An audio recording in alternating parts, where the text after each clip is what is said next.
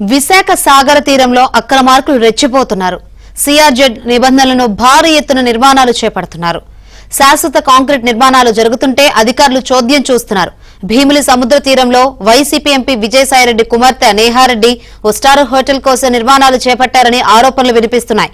High court ఆదేశాలను సైతం బేఖాతరు చేస్తూ నిర్మాణాలు చేపడుతున్నారు.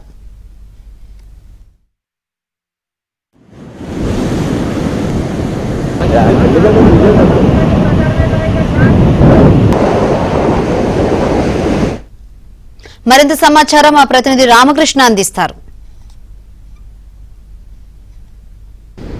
విశాఖ సాగర్ తీరం ప్రాంతం చాలా వరకు సిఆర్జెడ్ నిబంధనలను ఉల్లంఘించి చాలా మంది అక్రమ కట్టడాలు కడుతున్నారు. మనం చూడొచ్చు విశాఖపట్నం జిల్లా అలాగే భీమిలి నియోజకవర్గం దగ్గర ఉన్నాం. ఇక్కడ నుంచి భీమిలి బీచ్ మాట. ఇది భీమిలి బీచ్కి సంబంధించి కూడా ఇక్కడ కూడా వైసీపీ నేతలు అలాగే ఎంపీ విజయసాయిరెడ్డి కూతురు నేహారెడ్డి ఇక్కడ సిఆర్జెడ్ నిబంధనలకు విరుద్ధంగా కట్టడాలు నిర్మిస్తున్నారు. మనం చూడొచ్చు ఇక్కడ నిబంధనలకు ఎలా ఉల్లంఘించి కాంక్రీట్ కట్టడాలు ఎలా కట్టారో అనేది. ఇదే అంశంపై మనతో మాట్లాడడానికి జనసేన పార్టీ సీనియర్ నేత మూర్తి యాదవ్ ఉన్నారు. మరింత సమాచారం అడిగి తెలుసుకుంది. సార్ ఏంటి సార్ ఇంత యథేచ్ఛగా మనకు క్లియర్ కనిపిస్తుంది ఇక్కడ ఎంపీ విజయసాయిరెడ్డి కూతురు నేహారెడ్డి ఇలా ఉల్లంఘన చేస్తున్నారు కదా, మీకు ఏమనిపిస్తుంది?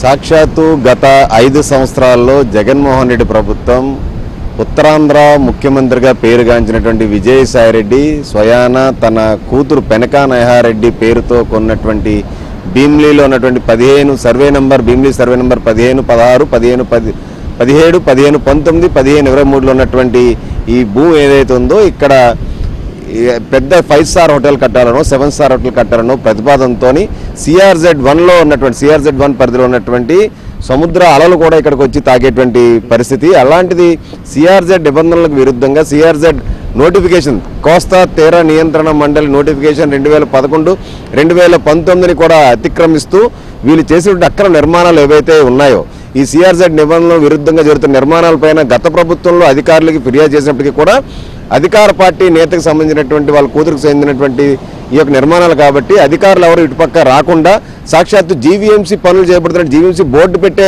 ఇక్కడ పనులు యథార్థంగా చేపట్టి బహిర్గతంగానే మేము రాష్ట్ర అత్యున్నత న్యాయస్థానం హైకోర్టుని ఆశ్రయించడం జరిగింది. ఫిబ్రవరి 23ని హైకోర్టుని ఆశ్రయించేటప్పుడు హైకోర్టు ప్రధాన న్యాయమూర్తి గారు తక్షణమే అక్కడ నిర్మాణ పనులను వెంటనే నిలిపివేయాలని చెప్పి యంత్రాలని ఏవైతే పెద్ద పెద్ద యంత్రాలతో నిర్మాణ పనులు చేపడుతున్నారో అవన్నీ సీజ్ చేయాలని సంబంధిత పనులు నిలిపివేసి అధికారుల మీద చర్యలు తీసుకోవాలని చెప్పి అప్పుడు ఉన్నటువంటి ప్రభుత్వానికి వాళ్ళు చెప్పినప్పటికీ కూడా ఆదేశాలు జారీ చేసినప్పటికీ కూడా ఏమీ కూడా కోర్టు తీర్పును కూడా పట్టించుకోకుండా యథేచ్ఛగా అక్రమ నిర్మాణాలు చేపట్టారు. రాష్ట్రంలో ఉన్నటువంటి అధికారులు ముఖ్యంగా జిల్లా కలెక్టర్ గారు సిఆర్జెడ్ పర్యవేక్షించాల్సినటువంటి సిఆర్జెడ్ నిబంధనల్ని పాటించాల్సినటువంటి విఎంఆర్డీఏ కమిషనర్ గారు జీవీఎంసీ కమిషనర్ గారు కూడా ఈ పూర్తిగా వాళ్ళు తొంగలోకి తొక్కి జరుగుతున్న పనుల మీద ఎటువంటి చర్యలు చేపట్టడం అన్నది రాష్ట్ర అత్యున్నత న్యాయస్థానాన్ని కోరడం జరిగింది. ఖచ్చితంగా సిఆర్జెడ్లో జరుగుతున్నటువంటి అక్రమ నిర్మాణాల పూర్తి స్థాయిలో ఏదైతే 20 కిలోమీటర్ల స్ట్రెచ్ భీమిలీ నుంచి విశాఖ నగర తీరం వరకు సుమారు కోస్తా తీర ప్రాంతం 73 కిలోమీటర్లు తీర ప్రాంతంలో తీర ప్రాంత నియంత్రణ మండలి వ్యతిరేకంగా జరుగుతున్న నిర్మాణ పనులన్నీ కూడా పూర్తి స్థాయిలో మత్స్య సంపద కానీ మత్స్యకారుల యొక్క జీవన విధానానికి కానీ లేదా ప్రజలు ఆస్వాదించడానికి టూరిజంలో భాగంగా డెవలప్ చేసే విధానంలో కానీ ఈ యొక్క సముద్ర తీర ప్రాంతాన్ని పూర్తి స్థాయిలో సిఆర్జెడ్ నిబంధనల విరుద్ధంగా జరుగుతున్న నిర్మాణ పనులు కానీ చేపట్టిన నిర్మాణాలు కానీ వ్యాపార కేంద్రాలు కానీ పూర్తి స్థాయిలో తొలగించాలని చెప్పి కూడా రాష్ట్ర అత్యున్నత న్యాయస్థానం కోరబోతున్నాం.